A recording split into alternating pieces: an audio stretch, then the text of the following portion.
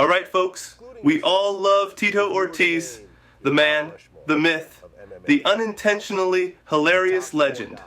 Let's dive into some Tito wisdom and see what golden nuggets of knowledge he's dropping today. Excluding yourself, if you were to name your Mount Rushmore of MMA fighters, the top 4 guys of all time, who would they be? Hoist Gracie, Ken Shamrock,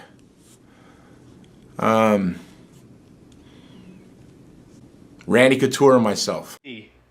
Because if you're carving faces in rock, you might as well throw my big head up there too. I made a mistake, I learned from our mistakes, and those things I learned from it, and the future is the future now, and the past is the past.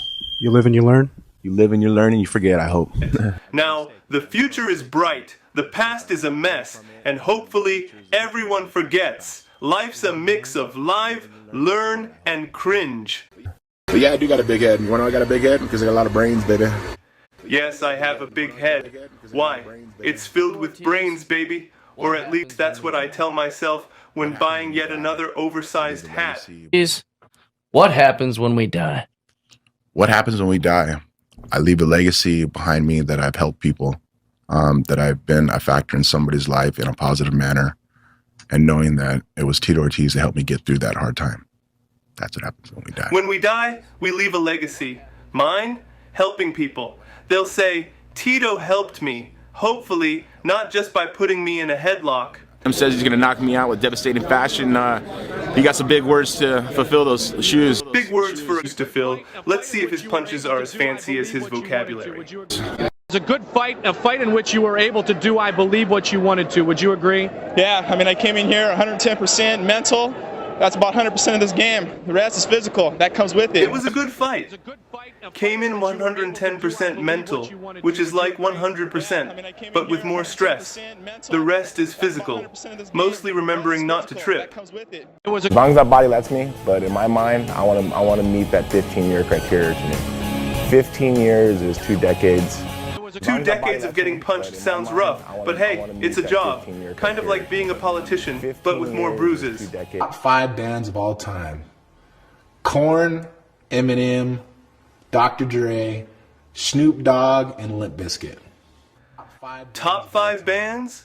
Korn, Eminem, Dr. Dre, Snoop Dogg, and Limp Bizkit. Not your grandma's playlist, unless she's cooler than you think. About 6:30 this morning. Yes, 6:30 this morning. I never wake up at 6:30 in the morning unless I'm going to sleep. I woke up at 6:30 a.m. Yes, that exists. Usually I only see that time if I'm going to bed. Just the fact of getting the cage and fighting, but going out and doing the promo to sell the fight, and I don't think there's anybody in this business that does better than me. Maybe, was it Gregor McConnor or Conor McGregor? He does actually a really good job. But hey, life's full of surprises, mostly unpleasant. Fighting in the cage, easy. Selling the fight, that's the real work. Gregor McConnor, no, McGregor does a great job too. If only I could remember his name. You know, he does get a little too much of talking about a person's country. Those have been my 3 rules. That when I was talking trash, I never talk about a person's country, never talk about a person's family, and I never lied about a person. I always kept that honest and truthful. And it was never talking shit on the fans. It was always talking strictly about the fighter, and that was it. I was trying to do mental welfare. I mean, that was what it was all about. Mental welfare is what's something that fighters... Trash talk rules. No family, no country, no lies. Keep it real, keep it fair, and never trash the fans. I always focused on mental welfare, not warfare. Unless it's my ex. Kidding, but kinda not. I'm a totally different person than I was 12 years ago when we fought. I'm a different man, I'm a different fighter, a different attitude. Everything I do for training is just positive. I'm faster, I'm stronger, I'm younger.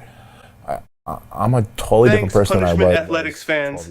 I'm a new man from 12 years ago, stronger, faster, and with better jokes. Everything I do for training. I fight on emotions. When I don't fight on emotions, I don't fight well. I fight on emotion because I'm in for survival. It's a survival of fitness. And at the end of the day, I want to make it quick. I fight on emotions. Without them, I'm like a robot on low battery. Oh, Tito Ortiz, fighter, punch drunk, fucking was it CTE? Listen, man, I'm an intelligent fucking guy. I wouldn't be where I am if I wasn't. I see a lot of guys that have conversation skills, and there's conversation skills a little punch drunk. I am not that person. I'm a hard-working man. I'm a fucking American that I love this. Tito Ortiz, fighter, not punch drunk. I'm an intelligent guy, hardworking, patriotic, and here to fight, not chat about CTE. I use my mind and fists, mostly fists. Guys are too afraid to be romantic because that's not what men are supposed to do, but it's wrong. I think males aren't supposed to do it, but true men are supposed to be romantic, I think. Tito, thank you for the honesty. It was appreciated. Men should be romantic. Real men are. Thanks for the honesty, Tito. My fans love me because I'm always honest, even when I can't pronounce chamois. Understand what mixed martial arts is about with the takedowns, submissions, kicks, punches. There's just so many different ways to win a match. And try to compare boxing to wrestling is like comparing checkers to chess. Yeah. And fans get it. MMA isn't just punches and kicks. It's like comparing checkers to chess or reality TV to real life. Complex, but sometimes less dramatic. How many times a week training do I do for this fight? I train 6 days a week. 5 days a week, I'll train 3 days a week. One of those days, I will train 2 days of the week. So 6 days a week, I'll be training. How many times a week? Training for a fight? 6 days a week. Or 5, maybe 3. One day I'll train twice. So yeah, 6 days. Math is hard when you're tired.